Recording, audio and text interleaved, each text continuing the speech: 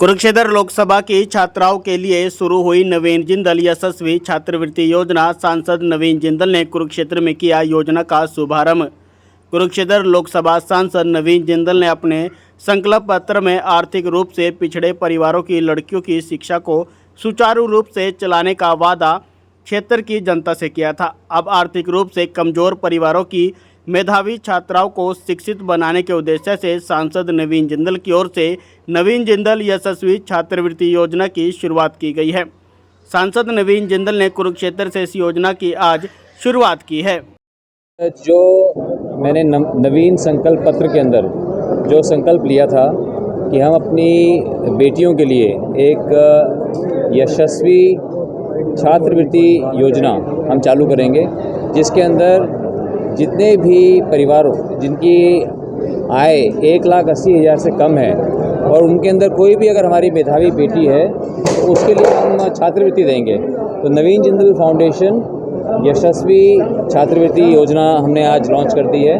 आज पहले कुरुक्षेत्र में कार्यक्रम होगा, उसके बाद कैथल में कार्यक्रम होगा।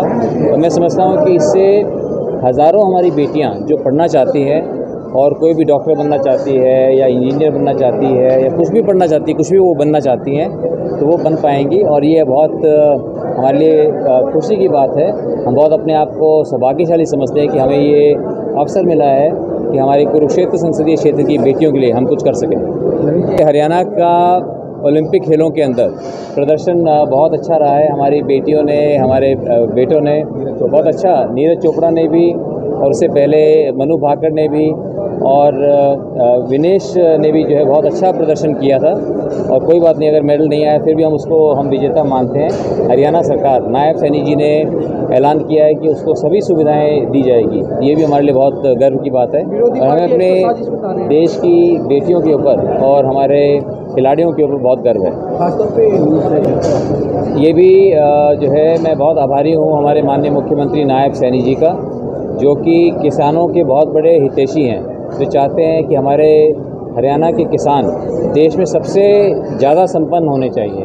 और उसके लिए जो है एमएसपी के लिए भी उन्होंने जो है अभी घोषणा की है और सबसे अधिक मूल्य भी हरियाणा दे रहा है। तो इसके लिए हम सभी को बहुत खुश है और हमारे को बहुत हज़ारों किसान भाइयों के हमारे को बहुत अच्छे संदेश आ रहे हैं इससे। छात्रवृत्ति जो है खास करके यशस्वी योजना जो है हमने पहले से, इसमें हमारी जिंदल फाउंडेशन की जो अध्यक्षा हैं शालू जिंदल जी, उन्होंने पहले से छत्तीसगढ़ और उड़ीसा के अंदर इसको जारी कर रखा था। उससे पिछले कई सालों से हम ये काम कर रहे थे। तो उन्हीं की ये सोच थी कि यहाँ पर भी कुरुक्षेत्र संसदीय क्षेत्र के अंदर भी इस योजना को चालू किया जाए, जिससे हमारी हज़ारों बेटियों को इससे लाभ होगा। नवीन जी, बाबूजी के आशीर्वाद। अब हमने शुरुआत कर दी है।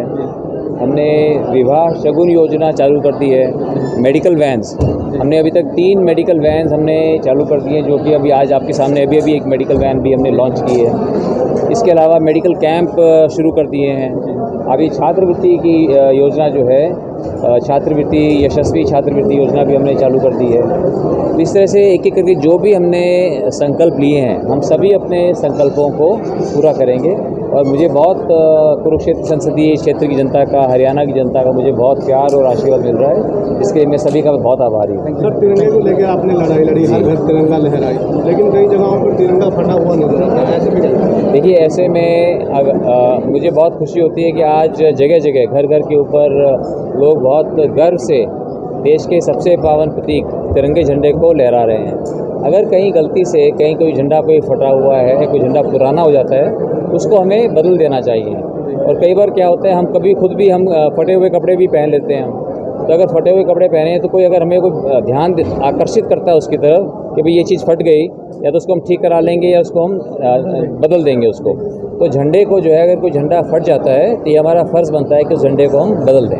कोई मुहिम भी चलाएंगे इसको लेकर जी? ये मुहिम हमारी पिछले जो है 30 वर्षों से मेरी मुहिम चल रही है कि हम हर रोज़ अपने देश के सबसे पावन प्रतीक राष्ट्रीय ध्वज को हम हर रोज़ इसको फहराएं। हर घर तिरंगा, हर दिन तिरंगा। और उसके बाद पूरे मान सम्मान का भी ख्याल रखना, ये हमारा फ़र्ज़ बनता है। और इसमें मैं समझता हूँ कि हमारे देश की जनता बहुत जागरूक है, क्योंकि ये उनका खुद का ये राष्ट्रीय ध्वज है। तो हर व्यक्ति को ये गर्व होता है कि मैं अपने झंडे को अच्छे से रखूँ। और कभी अगर कोई कमी रह जाए तो हमें आसपास वाले लोगों को, उनको इस बात को याद दिलाना चाहिए।